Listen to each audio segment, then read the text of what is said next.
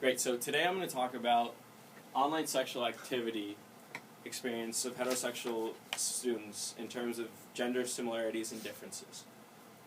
The overall goal is to extend the understanding of the gender differences by differentiating between three categories. First, you have the non-arousal online sexual activity, then you have the solitary arousal online sexual activity, and then you have the partnered arousal sexual activity.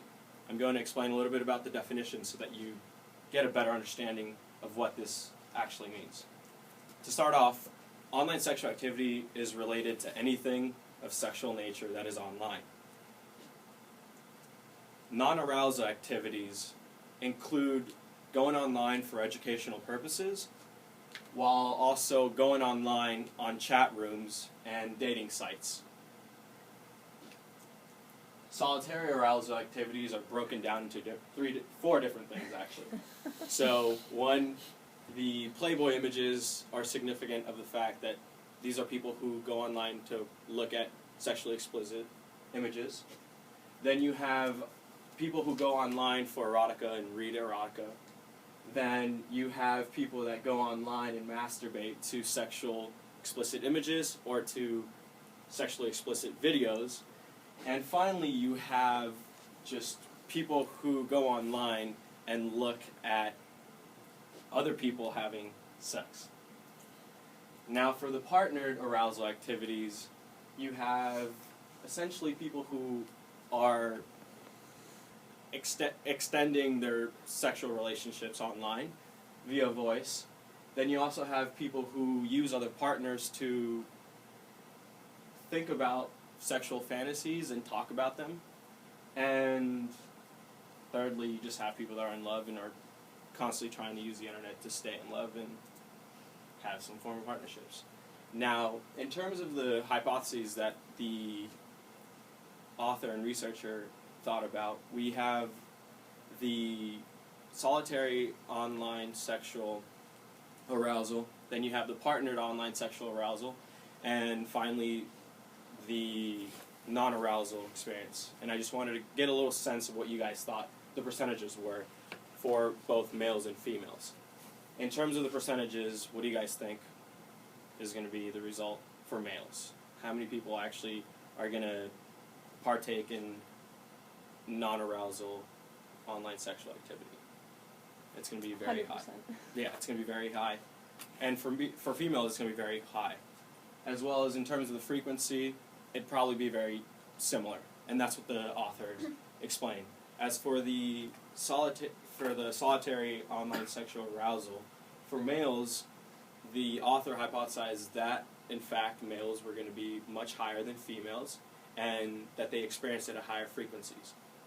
And as for the partner sexual arousal, online sexual experience, the authors believed that they could not come up with a hypothesis because of the fact that there were two factors going into play, which had evolutionary explanations to them. So one that males are actually more interested in casual sex, and that they're more willing to partake in these sexual explicit activities with other females, while for females it was different because they were more interested in creating partnerships with males. In terms of the methodology that they used, there were 217 participants. Half of them were about females and half of them were about males. The age was between 18 to 28, and they used a Likert scale in order to determine from 0 to 5, 0 being never participating in any of these three categories, and 5 being doing it once or more per week. As for the results, as you can tell, on the more significant of the results were the solitary arousal, not only in terms of percentages but also in frequencies, which I will show you in the next slide. And statistically significant were the fact that people, both males and females, participated in the partnered arousal experience. As for the statistical significance, the solitary one was extremely significant in the sense that p-value was less than 0.01, and Another significant finding was that the partnered online sexual arousal was also significant. However, the non-arousal was not significant, and it confirmed the hypothesis of the authors. The results can be explained sort of differently. One, thinking about the popular belief, most people believe that younger students, younger college-age students, which this came from, participated in online sexual activity. But in reality, that was not true. OSS was not as prevalent as many people believed to be. Of all the types of OSS, it was infrequent in that less than one time per week, both males and females participated in such activities.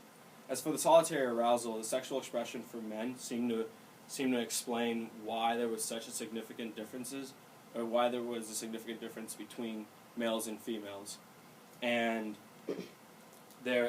finally there was no significant difference for partners, so we can kind of validate the TSS theory. Now, to kind of bring this discussion into a bigger picture, as we talked about in our chapter, there are significant traditional sexual scripts that both males and females partake in, and this could explain some of the differences between the males and females in relation to how much males participated and how frequently they participated in solitary online sexual activity.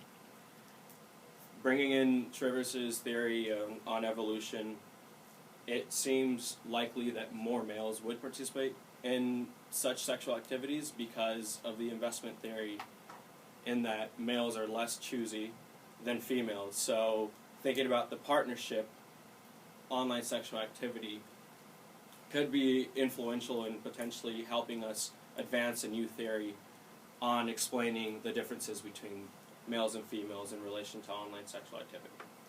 And finally, I think what's of importance here is that just as contraceptives were influential in making us rethink about our reproductive system and our reproductive history, so can the internet. And finally, again, just to reiterate, there were no statistical differences in the online, non-arousal online sexual activity, and that, again, the differences were not as significant as most people think they should have been.